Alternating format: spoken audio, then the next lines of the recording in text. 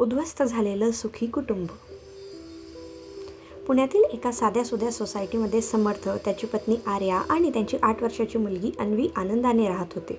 त्यांचं घर फार श्रीमंत नव्हतं, पण प्रेमाने भरलेलं होतं. सकाळी समर्थ ऑफिसला जायचा, आर्या घर सांभाळायची आणि ऑनलाईन छोटंसं होम बेकरीचं काम करायची.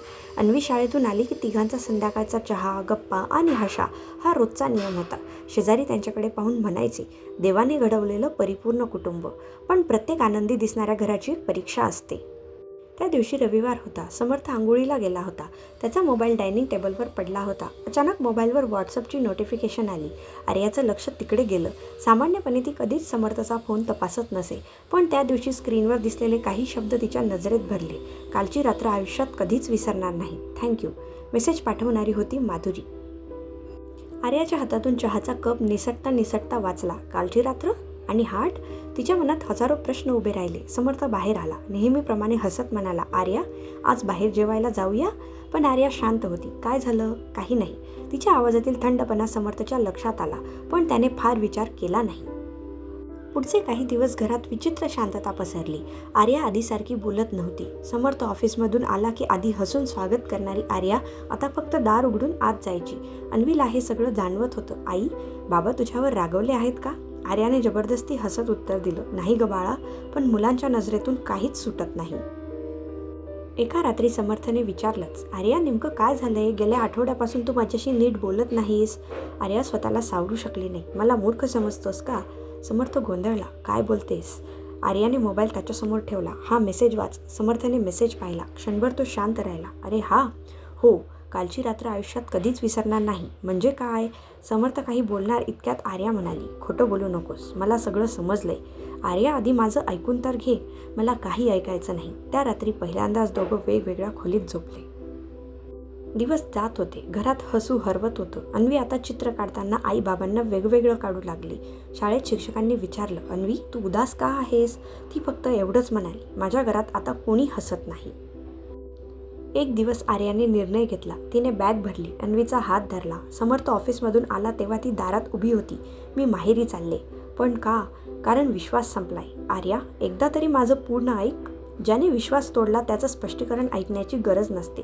ती निघून गेली. समर्थ दारातच उभा राहिला, रिकाम्या घराकडे पाहत. माहेरी गेल्यावरही आर्याला शांतता मिळत नव्हती. आई म्हणाली, बाळा, एकदा तरी सत्य जाणून घे. पण आर्या ठाम होती. आई, त्या मेसेजनंतर अजून काय सत्य उरलंय? दुसरीकडे समर्थ पूर्णपणे तुटला होता. ऑफिसमध्येही त्याचं लक्ष लागत नव्हतं. माधुरीने विचारलं, सर, तुम्ही ठीक आहात का? तेव्हा समर्थने पहिल्यांदाच सगळं सांगितलं. माधुरी हादरली. अरे देवा, माझ्या एका मेसेजमुळे हे सगळं झालं? दुसऱ्या दिवशी माधुरी आर्याच्या माहेरी गेली. आर्याने दार उघडलं. तुम्ही? हो, मला फक्त 5 मिनिटं द्या. आर्या शांत बसली.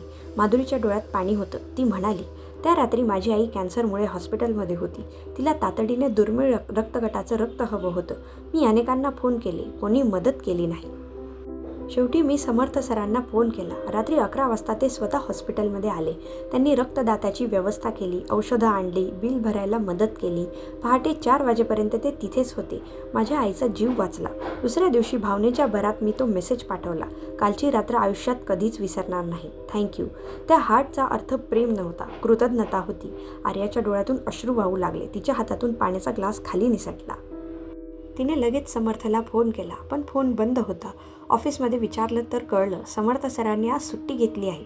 आर्याच्या मनात भीती निर्माण झाली. ती घाईघाईने घरी पोहोचली. घराचं दार उघडं होतं.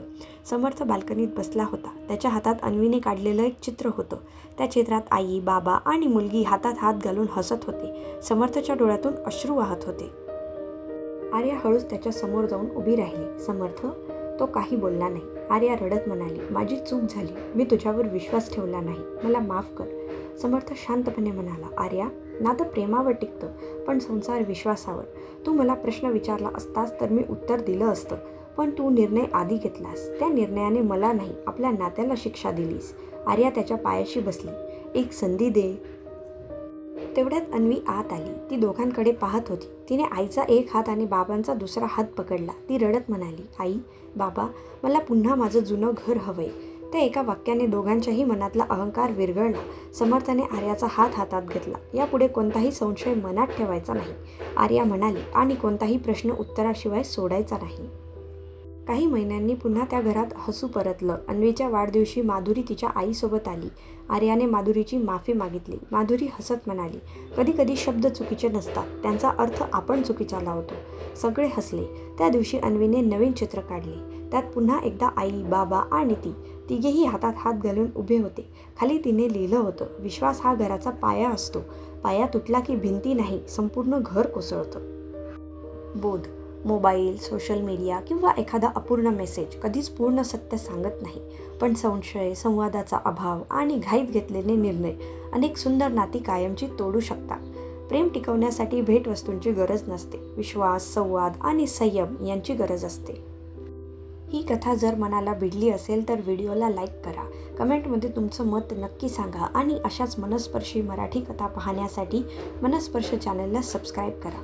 धन्यवाद.